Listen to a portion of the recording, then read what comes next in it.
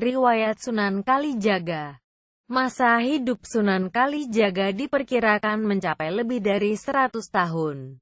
Dengan demikian ia mengalami masa akhir kekuasaan Majapahit, berakhir 1478, Kesultanan Demak, Kesultanan Cirebon dan Banten, bahkan juga Kerajaan Pajang yang lahir pada 1546 serta awal kehadiran Kerajaan Mataram di bawah pimpinan Panembahan Senopati.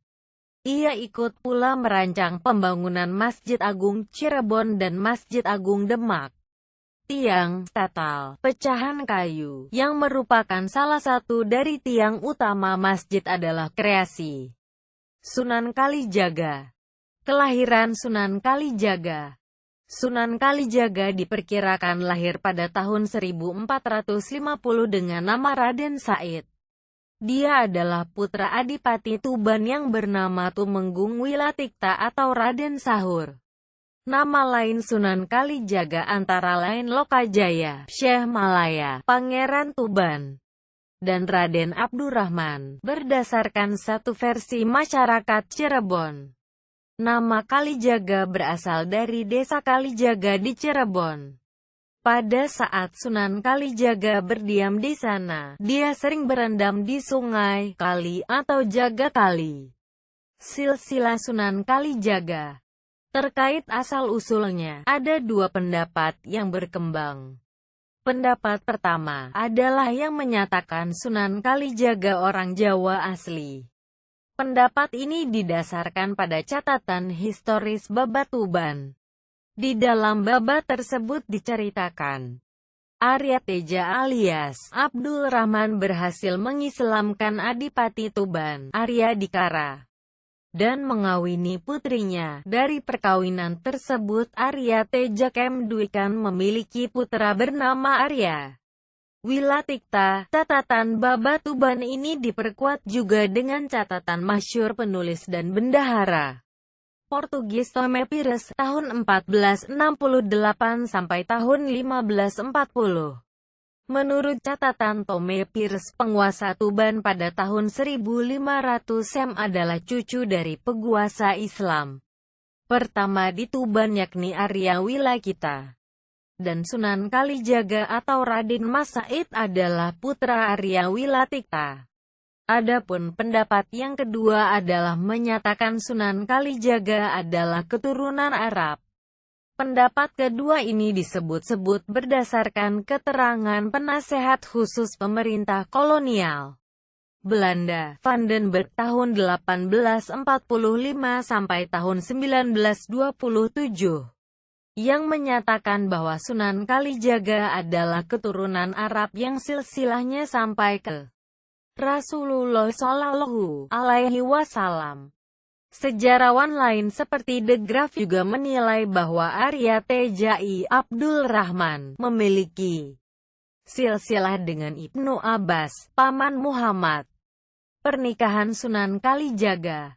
Dalam satu riwayat, Sunan Kalijaga disebutkan menikah dengan Dewi Saroh binti Maulana Ishaq dan mempunyai 3 putra, R. Umar Said, Sunan Muria, Dewi Rakayu dan Dewi Sofia.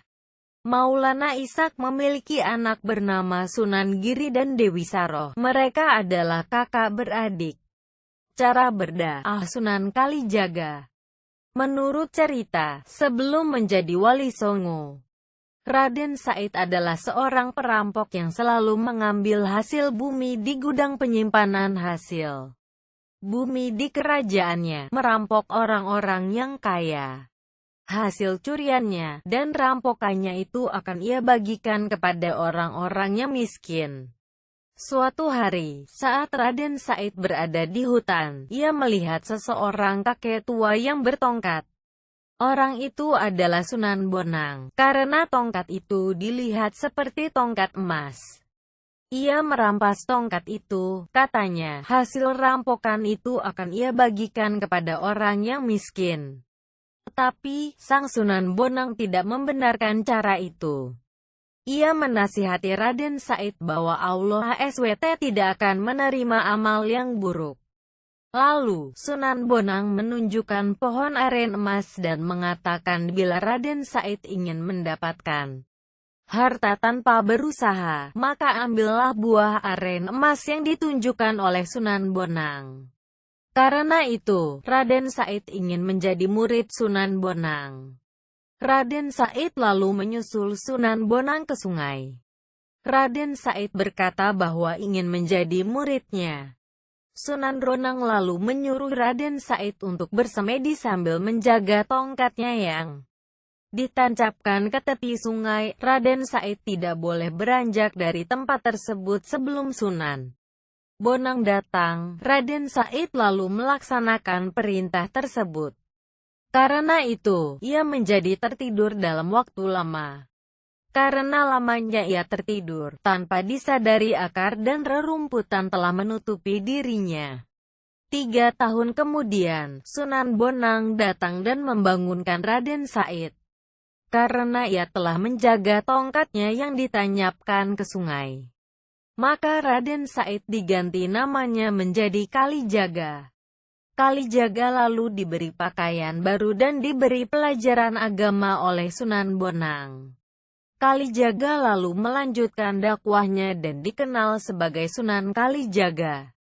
Namun, cerita ini banyak diragukan oleh para sejarawan dan ulama berpaham salaf karena tidak masuk akal dan bertentangan dengan ilmu syariat. Dalam dakwah, ia punya pola yang sama dengan mentor sekaligus sahabat dekatnya, Sunan Bonang. Paham keagamaannya cenderung sufistik berbasis salaf, bukan sufi panteistik pemujaan semata. Ia juga memilih kesenian dan kebudayaan sebagai sarana untuk berdakwah. Ia sangat toleran pada budaya lokal. Ia berpendapat bahwa masyarakat akan menjauh jika diserang pendiriannya. Maka mereka harus didekati secara bertahap, mengikuti sambil memengaruhi. Sunan Kalijaga berkeyakinan jika Islam sudah dipahami, dengan sendirinya kebiasaan lama hilang. Tidak mengherankan ajaran Sunan Kalijaga terkesan sinkretis dalam mengenalkan Islam. Ia menggunakan seni ukir, wayang, gamelan, serta seni suara suluk sebagai sarana dakwah. Beberapa lagu suluk ciptaannya yang populer adalah Ilir-Ilir dan Gundul-Gundul Pacul. Dialah menggagas baju takwa, perayaan sekatenan, garebek maulud, serta lakon carangan layang Kalimasada dan Petruk Dadi Ratu, Petruk Jadi Raja.